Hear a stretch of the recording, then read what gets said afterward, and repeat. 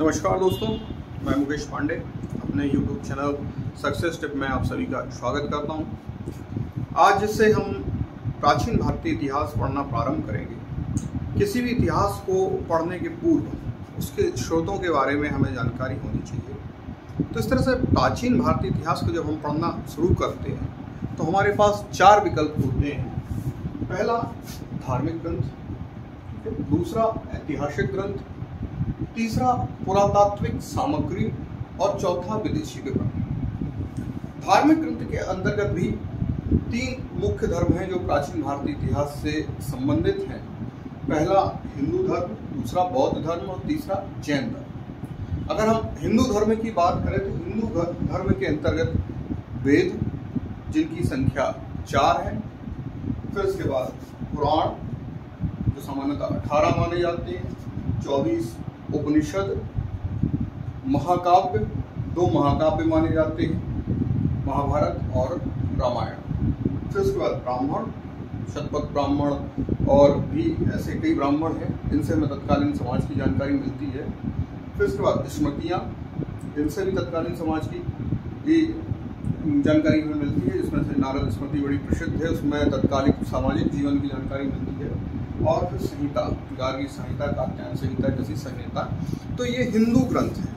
इसके बाद जब हम बौद्ध ग्रंथों की बात करें तो बौद्ध ग्रंथों में भी हमें जातक कथाएं जिनमें महात्मा बुद्ध के जन्म और पूर्व जन्मों की कथाएं भी हमें प्राप्त होती हैं।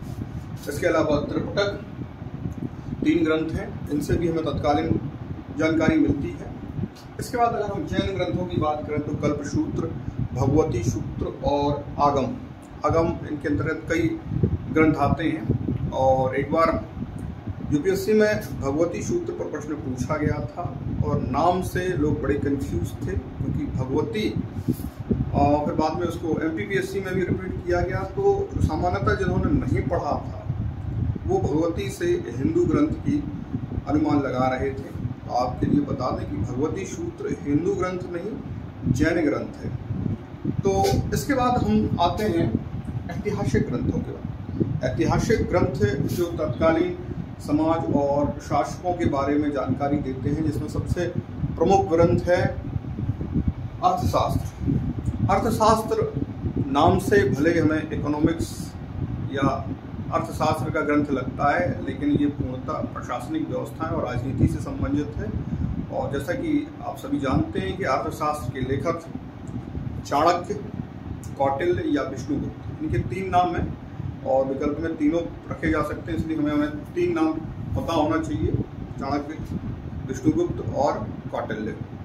तो इसके बाद जो है राजतरंगिणी, कल्हड़ द्वारा लिखित यह ग्रंथ जो है, इससे कश्मीर के इतिहास की जानकारी हमें मिलती है। फिर पाणिनि द्वारा लिखी गई अष्टाध्यायी। अष्टाध्यायी मूलतः एक व्याकरण ग्रंथ है और लेकिन इसमें तत्कालीन शुंग वंश के शासकों की जानकारी और समाज की जानकारी, तत्कालीन परिस्थितियों की जानकारी हमें प्राप्त होती है। तो ये ऐतिहासिक ग्रंथ रहे जिनसे हमें प्राचीन भारतीय इतिहास के बारे में जानकारी मिलती है। फिर इसके बाद अगर हम पुरातात्विक सामग्री के बारे में देखें तो ये पुरातात्विक सामग्री किसी भी इतिहास को जानने के लिए बहुत महत्वपूर्ण होता है। जहाँ ग्रंथों और इस तरह के ग्रंथों और पुस्तकों की बात करें तो इसमें संभावना हो सकती है कि लेखक जो है किसी एक पक्ष से प्रभावित होकर उसी पक्ष को लिखे, हो सकता है दूसरा पक्ष ना दिखाए, लेकिन पुरातात्विक सामग्री जो होती है वो निष्पक्ष होती है। तो भारतीय इतिहास को जानने के लिए सबसे पुरानी सामग्री जो मिली है 1400 ईसा पूर्व में, बोगोज-कोई एशिया माइनर, वर्तमान ईरान इराक वाला क्षेत्र जो है, और इसमें जो बोगोज-कोई का स्तंभ लेख मिला है उसमें 4 भारतीय देवताओं के नाम मिले हैं, इंद्र, वरुण, नाग और।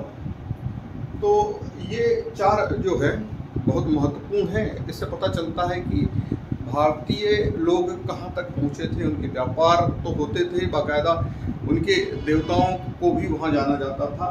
फिर वर्तमान विदिशा तत्कालीन वेशनगर में हेलियोडोरस का स्तंभ मिला है, विष्णु स्तंभ है।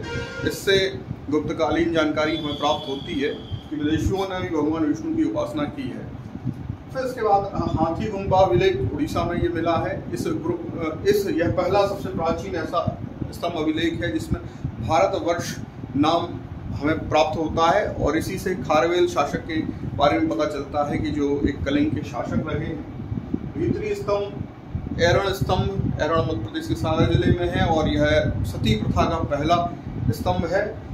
इससे कई बार प्रश्न भी पूछे जाते हैं कि भारत में सती प्रथा का सबसे पुराना साक्ष्य कहाँ मिला है, तो ऐरण अभिलेख से मिलता है, गुप्तकालीन साक्ष्य है।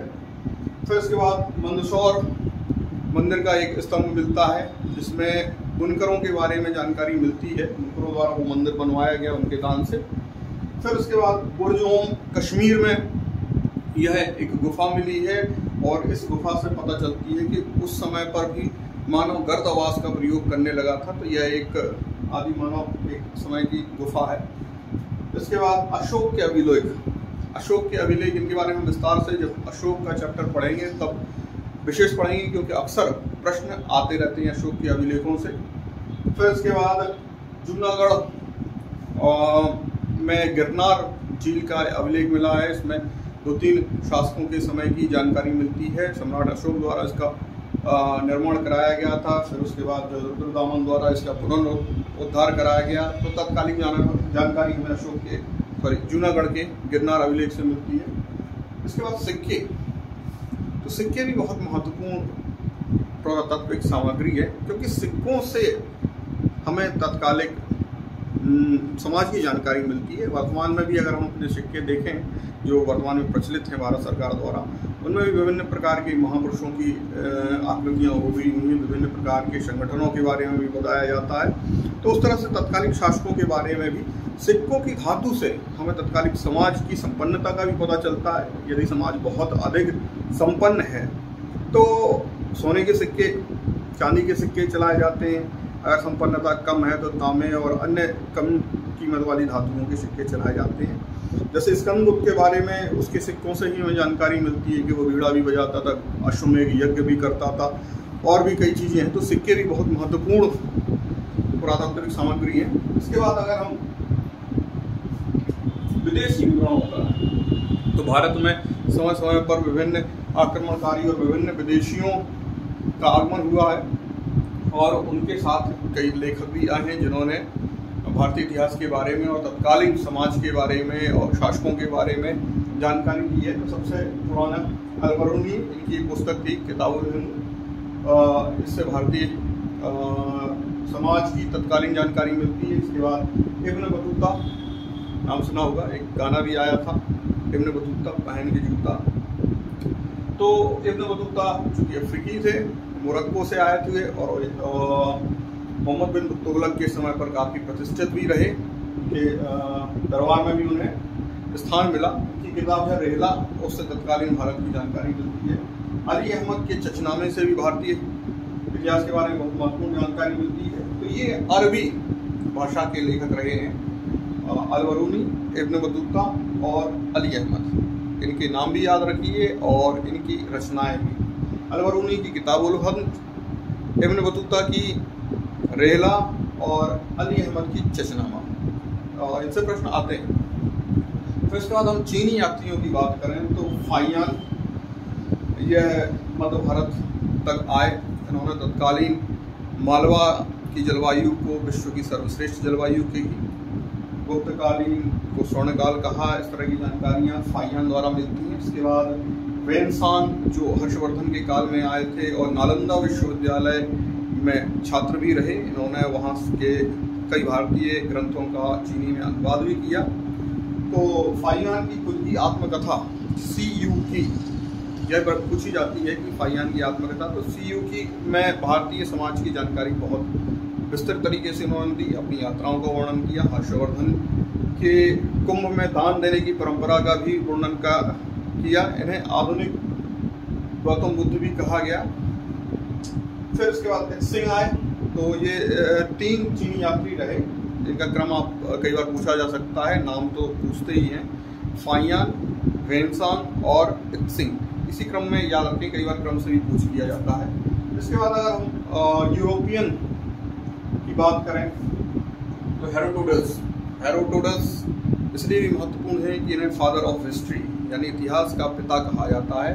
अब चूँकि हिस्ट्री के पिताजी हैं तो इनकी ग्रंथ का नाम भी हिस्टोरिका है और इस ग्रंथ में तत्कालीन भारत की जानकारी मिलती है। फिर सिकंदर के साथ 3 लेखक आए और इनके जो विवरण हैं वो वास्तविक और सही भी हैं। निरियाकस, ऑनेसिक्रोटस और अरिस्टोबुलस, ये तीनों भारत के साथ आए और उन्होंने आक्रमणों के बारे में, तत्कालीन भारत के बारे में भी जानकारी दी। फिर एक बहुत महत्वपूर्ण परीक्षा की दृष्टि से मेगास्थनीज जो है सिकंदर के जो सेनापति थे उनके साथ, सेल्यूकस के साथ आए और उन्होंने मौर्य काल की वर्णन किया। काफ़ी समय तक ये मौर्य दरबार में रहे। चंद्रगुप्त मौर्य के समय इन्होंने जो है, यह प्रश्न कई बार पूछा गया है कि मेगास्थनीज के अनुसार भारत में कितने वर्ग थे या कितने समाज थे, तो 7 वर्गों को बताया। हालांकि चूंकि विदेशी थे तो इन्होंने जातियों को वर्ग समझ लिया। और इनकी पुस्तक इंडिका जो पूरी तरह से अप्राप्त है, लेकिन बाद के लेखकों ने इनका वर्णन किया है इंडिका के हवाले से, तो इस तरह से इनकी जानकारी मिलती है। फिर इसके बाद टालमी ज्योग्राफी ऑफ इंडिया लिखा, जिसमें भारतीय परिवेश और वातावरण की और भूगोल की जानकारी मिलती है। तो टालमी की पुस्तक भी काफ़ी इम्पोर्टेंट है। फिर इसके बाद प्लिनी नेचुरल हिस्ट्री, इसमें भारतीय जीव जंतुओं की जानकारी मिलती है। तो इस तरह से हम देखें तो भारतीय इतिहास के स्रोत एक बार फिर से हम रिवाइज कर लें तो स्रोत के लिए सबसे पहले धार्मिक ग्रंथ, फिर ऐतिहासिक ग्रंथ, फिर पुरातात्विक सामग्री और उसके बाद विदेशी विवरण। धार्मिक ग्रंथों में भी हिंदू, जैन, बौद्ध ग्रंथ, ऐतिहासिक ग्रंथों में अर्थशास्त्र, राजतरंगी, अष्टाध्यायी, पुरातात्विक में जो है विभिन्न स्तंभ लेख, शिलालेख, गुफा लेख और सिक्के मिले हैं, बर्तन भी मिले हैं, वो भी महत्वपूर्ण हैं और समय समय टॉपिक अनुसार उनकी जानकारी और चर्चा करेंगे। फिर इसके बाद विदेशियों के विवरण, तो विदेशियों में भी भारत में उस समय अरबी, चीनी और यूरोपियंस आए थे। तो इस तरह से ये एक महत्वपूर्ण चैप्टर है और इससे प्रश्न आते हैं। तो भारतीय इतिहास के स्रोत के बारे में आज इतना ही। अगले वीडियो में अगले टॉपिक पे चर्चा करेंगे। तब तक के लिए नमस्कार, जय हिंद, जय भारत।